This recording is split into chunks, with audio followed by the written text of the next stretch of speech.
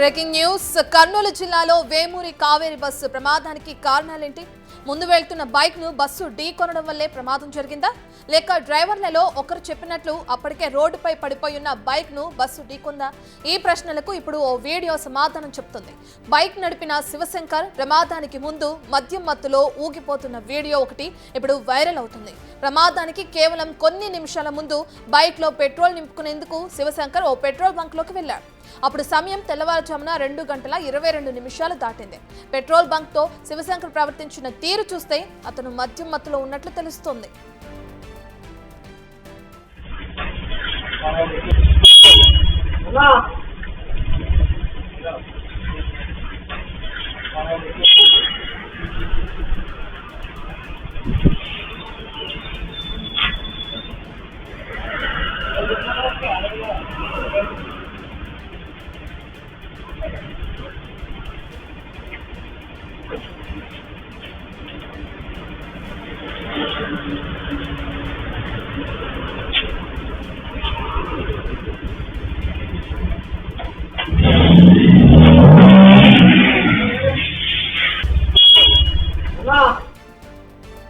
Petrol bunk లో Shivshankar bike నడుపుతూ దాన్ని సరిగ్గా బ్యాలెన్స్ చేయలేకపోయాడు.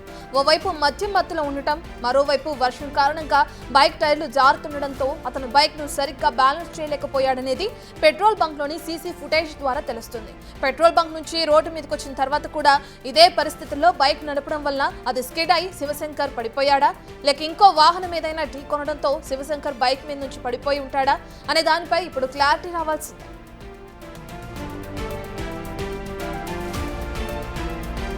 అయితే శివశంకర్ పెట్రోల్ బంక్ వెళ్లినప్పుడు అతను వెంటున్న వ్యక్తిని ప్రశ్నిస్తే ఓ స్పష్టత వచ్చే అవకాశం ఉంది. ఇక వేమూరి కావేరి బస్సు తెల్లవారుజామున 2:14 కర్నూలు సమీపంలోని పుల్లూరు టోల్ గేట్ దాటింది.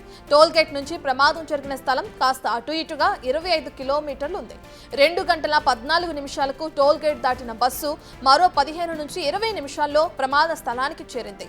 పెట్రోల్ బంకు 2:22 వెళ్లిన శివశంకర్ కూడా కాస్త అటు ఇటుగా 10 నిమిషాల్లో ప్రమాద స్థానంలో పడిపోయి ఉన్నాడు. సీసీ ఫుటేజ్లో సమయాన్ని బట్టి అటు శివశంకర్ బైక్ వల్లే బస్సు ప్రమాదం జరిగినట్లు నిర్ధారణ అవుతుంది. ఇక తేలాల్సింది ఏంటంటే శివశంకర్ మద్యం మత్తులో వర్షంలో బైక్ నడపడం వల్ల అది స్కిడ్ అయి పడిపోయిందా, లేక మరేదైనా వాహనం బైక్ ను ఢీకొందా అనేది.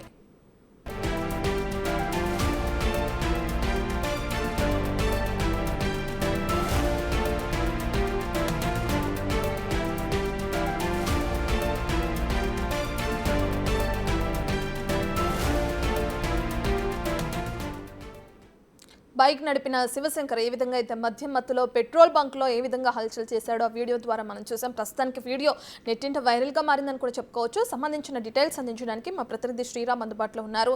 శ్రీరామ్, మనం చూస్తున్నాం ఎవరైతే బైక్ నడిపిన వ్యక్తి ఉన్నారో తనతో పాటు మరో యువకుడు కూడా ఉండడం చూస్తున్నాం. పెట్రోల్ బంక్ లో ఉన్న సీసీ ఫుటేజ్ లో అతన్ని విచారిస్తే మరికొన్ని విషయాలు తెలిసే అవకాశం ఉన్న నేపథ్యంలో అతన్ని పోలీసులు అదుపులోకి తీసుకున్నారా, విచారిస్తున్నారా, దానికి సంబంధించిన డీటెయిల్స్ తెలిసినాయా? ఎస్ రత్న, ఎగ్జాక్ట్గా కర్నూలు సమీపంలో జరిగిన ఘోర రోడ్డు ప్రమాద ఘటన ఏదైతే ఉందో అదంతా కూడా దేశాన్నే కలిచివేసిందని చెప్పుకోవచ్చు. దేశ ప్రధాని కూడా తీవ్ర దిగ్భ్రాంతి గురిచేసి తమ కుటుంబాలకు 2 లక్షల రూపాయల అమౌంట్ను కూడా ఇస్తామంటూ చెప్పిన పరిస్థితి. అయితే ఈ ఘటనలో అనేక రకాల ట్విస్టులు నెలకొన్నాయి. మనం చూసే సోషల్ మీడియాలో వైరల్గా మారిన వీడియో ఏదైతే ఉందో ఆ వీడియోలో ప్రధానంగా మనం చూసుకున్నట్టయితే కర్నూలు నుండి నేరుగా జాతీయ రహదారి ఏదైతే ఉందో జాతీయ రహదారి 44 సమీపంలోనే చిన్నటేకూరు పెద్దటేకూరు సమీపంలో పెట్రోల్ బంక్ ఉంటుంది. పెట్రోల్ బంకులో ఒకసారిగా శివశంకర్ ఎవరైతే ఉన్నారో ఆ ప్రమాదానికి గురై మరణించినటువంటి శివశంకర్ ఆ పెట్రోల్ బంకులో తన మిత్రుడితో వెళ్ళారు. మిత్రుడితో వెళ్ళిన తర్వాత అసలు ఏం జరిగిందనే అంశానికి సంబంధించి కొద్దిసేపటి క్రితమే స్వయంగా నేనే బిగ్ టీవీ ప్రతినిధిగా మాట్లాడడం జరిగింది. అక్కడ ఉండే ఆ పెట్రోల్ బంకు యాజమానితో మాట్లాడడం జరిగింది. ఈ సోషల్ మీడియాలో వచ్చినటువంటి వీడియో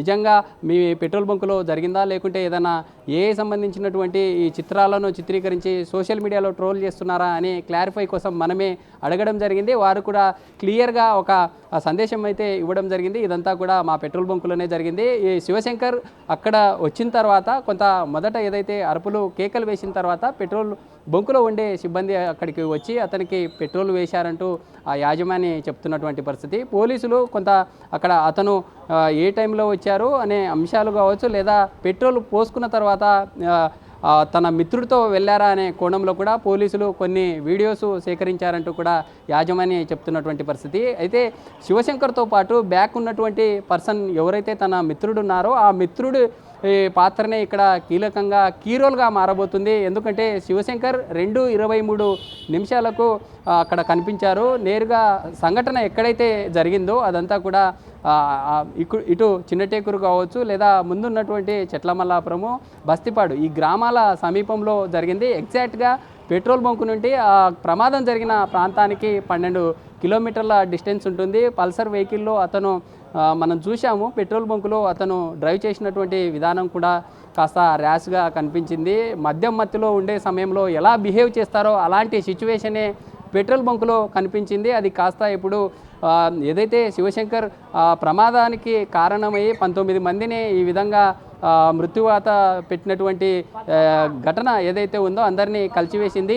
ఇలాంటి పర్సన్ వల్లే ఇలా జరిగిందంటూ కూడా సోషల్ మీడియాలో పెద్ద ఎత్తున చర్చ జరుగుతున్నటువంటి పరిస్థితి. అయితే పోలీసులు కీలకంగా అనేక రకాల యాంగిల్లో ఆధారాలను సేకరిస్తూ ఉన్నారు. అయితే నిన్న మధ్యాహ్నం వరకు జిల్లా సంబంధించినటువంటి ఉన్నత అధికారులందరూ కూడా కంప్లీట్గా బైక్తో వెళ్తున్నటువంటి శివశంకర్ను ఢీకొట్టడం వల్లే ఇలాంటి ప్రమాదం చోటు చేసుకుందంటూ చెప్పుకొచ్చినటువంటి పరిస్థితి. అయితే జిల్లా ఎస్పీ విక్రాంత్ పాటిల్ మీడియా సమావేశం నిర్వహించి జరిగిన ఘటన ఏదైతే ఉందో శివశంకర్ సెల్ఫ్ డ్రైవింగ్ చేస్తూ అక్కడ పడిపోయారా, లేకుంటే వేరే వాహనం ఢీకొట్టిందా అనే కోణంలో మేము దర్యాప్తు చేస్తున్నాము. ఎందుకంటే అక్కడ ఎవరైతే డ్రైవ్ చేస్తూ ఉన్నారో డ్రైవ్ చేసే పర్సన్ పోలీసుల దర్యాప్తులో ఉన్నారు. పోలీసులు కూడా కీలకమైనటువంటి ఆధారాలు అక్కడ డ్రైవర్ నుండి సేకరిస్తున్నారు. ఎందుకంటే ఆ ఘటన దాదాపు 2:45 లేదా 3 గంటల సమయంలో జరిగింది. అలాంటి సమయంలో ఎక్కడ కూడా ఎదురుకొచ్చేటటువంటి వాహనదారులు కావచ్చు, లేదా వెళ్ళే వాహనదారులు కూడా చూడనటువంటి పరిస్థితి.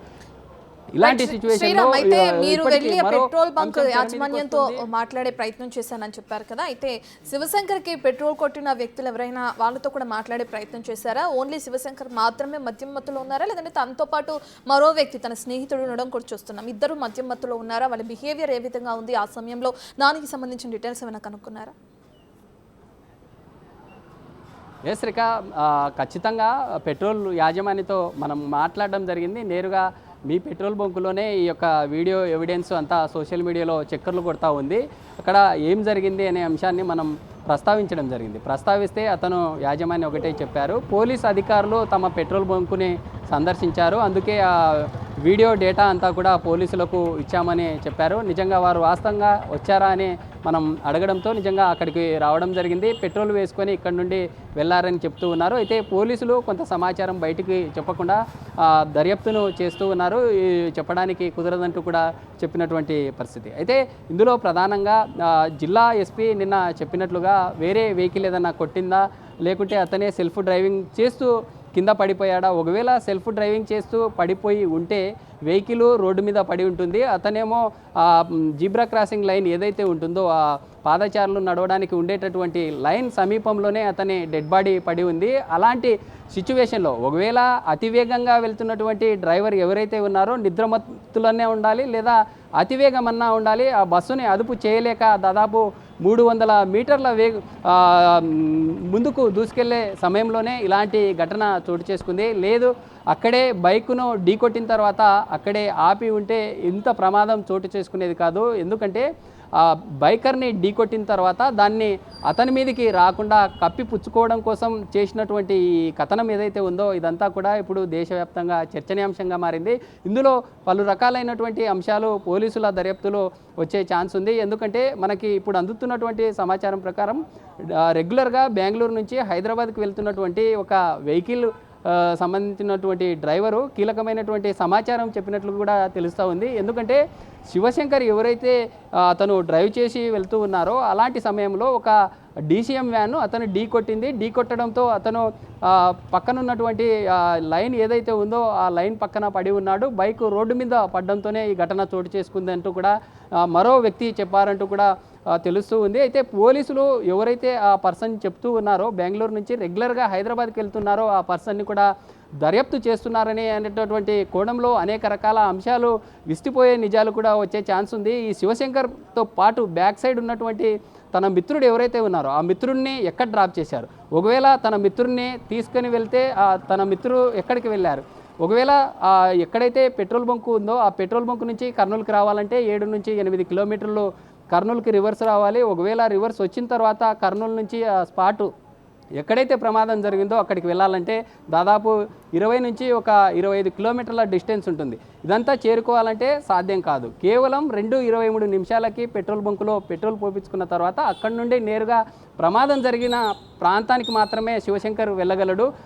ఇందులో ప్రధానంగా శివశంకర్ అక్కడి నుండి పెట్రోల్ పోయించుకొని ముందుకెళ్ళినటువంటి దాన్ని పోలీసులు 2 కాల్ డేటా ఆధారంగా కావచ్చు లేదా సీసీ ఫుటేజ్ ఆధారంగా అనేక రకాల సంబంధించినటువంటి వాటన్నింటినీ దర్యాప్తు చేస్తూ ముందుకెళ్తున్నటువంటి పరిస్థితి. అయితే ఇప్పటికే దాదాపు 24 ఒక రోజు గడిచిపోయింది, రెండవ రోజు కూడా కొనసాగుతూ ఉంది.